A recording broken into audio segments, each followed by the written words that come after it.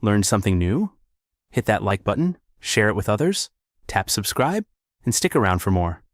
Got thoughts? I'd love to hear them in the comments.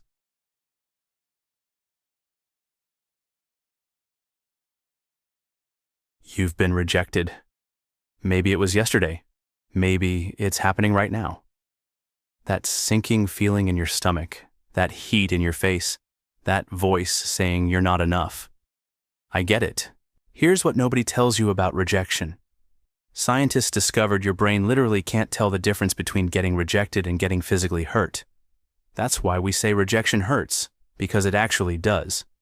There's an evolutionary reason for this, and understanding it changes how you handle rejection forever.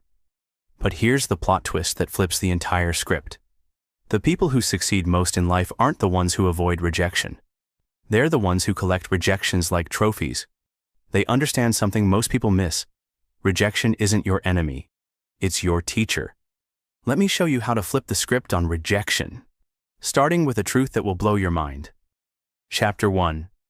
The Rejection Paradox. Your brain is playing a 200,000-year-old prank on you. Back when we lived in tribes of 50 people, rejection literally meant death. Get kicked out of the group? Good luck surviving alone in the wilderness. So evolution wired us to feel rejection, like physical pain, to keep us from doing things that would get us exiled. It was actually brilliant design, for a world that no longer exists. Fast forward to today. When someone doesn't text back, your ancient brain thinks you're about to perish alone in the wilderness. When you don't get the job, your nervous system reacts like you've been banished from the tribe. No wonder we check our phones 47 times waiting for that response. We're not crazy. We're just running outdated software. The paradox is this. The rejection sensitivity that kept our ancestors alive is now making us miserable over things that can't actually hurt us. You're not going to die because someone swiped left. That job interview won't determine your survival. But your brain hasn't gotten the memo. So what do we do with this outdated alarm system? First, we need to understand what rejection really is, and what it definitely isn't. Chapter 2. The Rejection Reality Check. Here's what blew my mind when I learned it. Rejection isn't actually about you. I know. Sounds like self-help nonsense. But hear me out. Think about it. When was the last time you rejected something? Maybe you said no to a restaurant because you weren't in the mood for Thai food. Did that mean Thai food is worthless? Or that all Thai restaurants should close? Of course not. It meant you wanted pizza that day. Your rejection was about your current state, not their inherent value. This is how most rejection works. It's not a judgment on your worth. It's a statement about fit, timing, or preference at that specific moment. When someone rejects you, they're working with incomplete information. They know maybe 5% of who you are. They're making a decision based on their current needs, past experiences, and immediate circumstances, most of which have nothing to do with you. Once you really get this, rejection stops feeling like a verdict and starts feeling like data. Useful, neutral, improvable data. Chapter 3. The Success Secret. Want to know the dirty secret of success? The most successful people in history got rejected way more than you. Not slightly more. Way more. Like, embarrassingly more. Colonel Sanders pitched his chicken recipe 1,009 times before getting a yes. 1,009 times. The Beatles were told guitar groups are on the way out. Publishers rejected Harry Potter 12 times. 12 different professionals looked at Harry Potter and said, nah. Stephen King threw Carrie in the trash after 30 rejections. His wife had to pull it out and make him try again. See the pattern? It's not that successful people are lucky. It's that they keep going when everyone else quits. These people didn't succeed despite rejection. They succeeded because of how they handled rejection. While most people get rejected once and quit, successful people treat rejection like a numbers game. They know every no gets them closer to a yes, not because of luck or karma, but because each rejection teaches them something. But here's the real secret. They don't just endure rejection. They mine it for information. Chapter 4. The Rejection Reframe. Let me teach you the most powerful reframe I've ever learned. Rejection is not evaluation. Rejection is information. And information. Learn something new? Hit that like button, share it with others, tap subscribe, and stick around for more. Got thoughts? I'd love to hear them in the comments.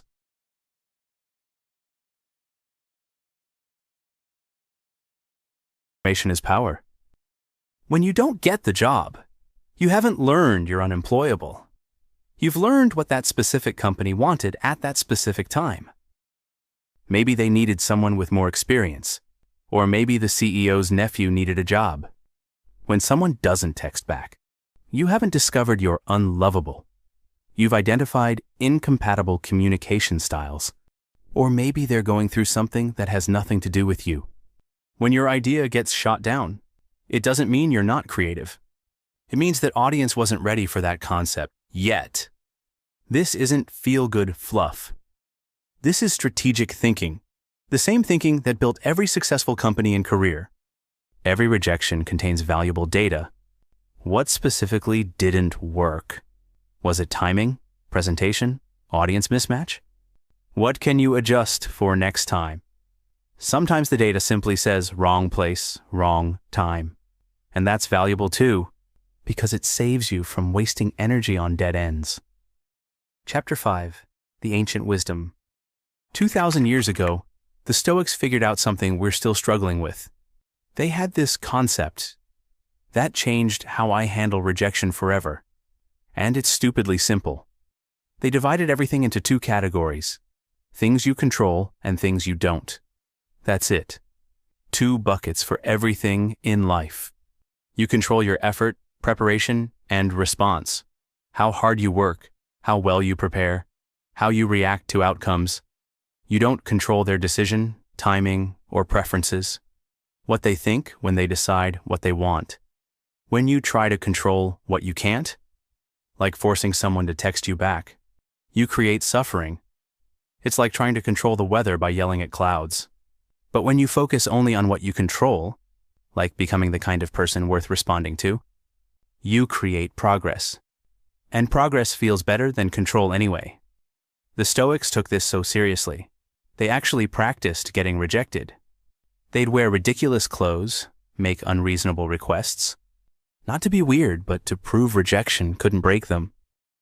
Want to level up your people skills? Join our YouTube membership for early access to scripts, input on future topics, and connection with a community that gets the social struggle. Click join below, and let's master human interaction together. Chapter 6. The Attachment Trap. Here's where most of us go wrong with rejection. We get attached to specific outcomes. And attachment is the root of all suffering. You don't just want a job. You want this job. The one you've already decorated your imaginary office in. You don't just want a relationship. You want this person. The one you've already planned your future with. This attachment is what makes rejection devastating. Because you've convinced yourself there's only one path to happiness. One job, one person, one opportunity. But that's never true. Here's what I've learned the hard way. The things we desperately cling to are rarely as unique as we think. That perfect job? There are hundreds like it. Maybe thousands. That soulmate who rejected you? There are millions of people you could connect with deeply. You just can't see them while you're fixated on one. The key is caring without clinging, wanting without needing, pursuing without desperation. Because here's the weird thing. When you hold opportunities lightly, you become more attractive to receive them. Chapter 7. The Inner Game. After every rejection, your brain writes a story. And 99% of the time, that story is complete fiction. They rejected me because I'm not good enough. Really? They calculated your entire worth in one interaction. Everyone will always reject me. Based on your sample size of this one rejection, These stories feel true because they are painful, but pain doesn't equal truth. Here's what actually helps. Write down the story your brain is telling. Then ask, is this literally, factually true? But here's what makes it worse. We don't just believe these stories. We become our own worst critic. Someone doesn't text back, and we spend 3 days telling ourselves we're worthless. They said no once. We say no to ourselves 1,000 times. Imagine if your friend got rejected. Would you list all their flaws? Of course not. So why do we talk to ourselves that way? Self-compassion isn't weakness. It's strategy. People who are kind to themselves after rejection take bigger risks because they know they'll have their own back. Next time rejection hits, challenge the story and be kind to yourself. Truth and compassion together. That's the inner game that transforms how you handle rejection forever. Chapter 8. Reading the room. Want to know a secret? You can usually see rejection coming before it arrives. People broadcast their intentions constantly, through their body, their energy, their attention. Most of us just don't know how to read the signals. The classic rejection tells, feet pointed toward the exit, like they're already planning their getaway. Arms crossed like a fortress, building walls before you even speak. Those fake smiles that never reach the eyes. You know the ones. All teeth, no soul. One-word responses, constantly checking their phone, that slight lean back when you lean in. Like you're contagious. But here's the twist. Sometimes these signals mean nervousness, not disinterest. Sometimes people reject themselves before you even get the chance. They're not rejecting you, they're protecting themselves. The real power move? Check your own signals first. Are you broadcasting desperation? Neediness? Fear? Sometimes we're rejecting ourselves with our energy, and then blaming them for noticing. Chapter 9. The Rejection Challenge. What if I told you to get rejected on purpose? Not eventually. Today. Within the next hour, go ask for something you know they'll say no to. This is what Jia Zhang did for 100 days straight. Asked for Olympic donuts at Krispy Kreme. Requested burger refills at restaurants. Tried to give Starbucks announcements over their intercom. Asked to play soccer in strangers' backyards. The first week was torture. He wanted to quit every day. But something unexpected happened around day 15. Rejection stopped feeling like death. It started feeling like a game. By day 30, he discovered something mind-blowing. People said yes to the craziest requests. Way more than he expected. Because most people actually want to help. We just assume they'll say no.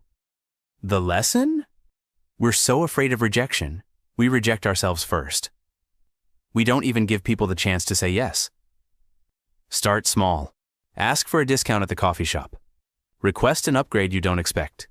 Apply for that job you think you're not qualified for. Chapter 10. Your action plan.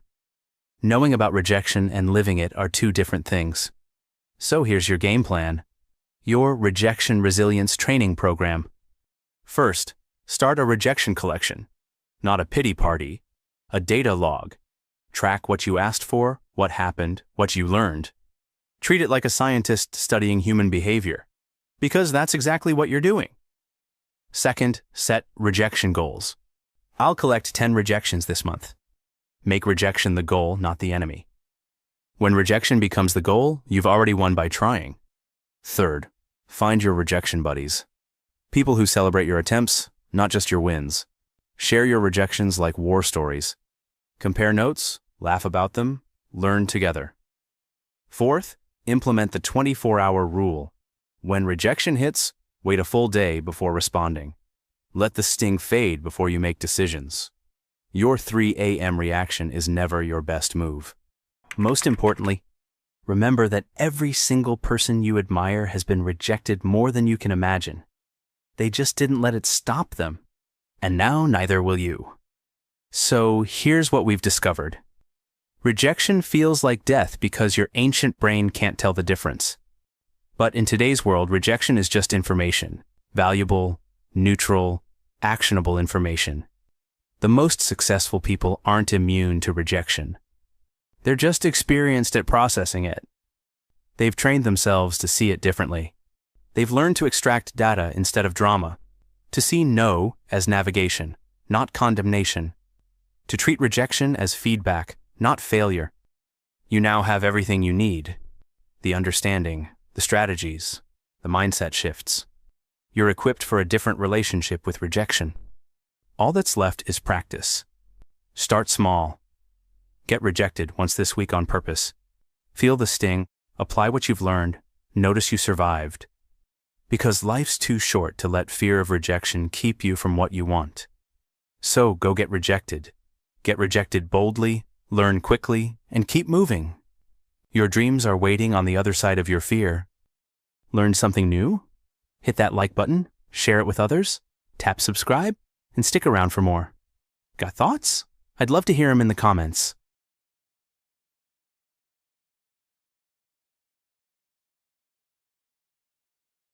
Learn something new? Hit that like button, share it with others, tap subscribe, and stick around for more. Got thoughts? I'd love to hear them in the comments.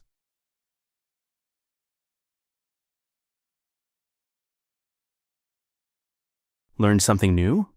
Hit that like button, share it with others, tap subscribe, and stick around for more. Got thoughts? I'd love to hear them in the comments.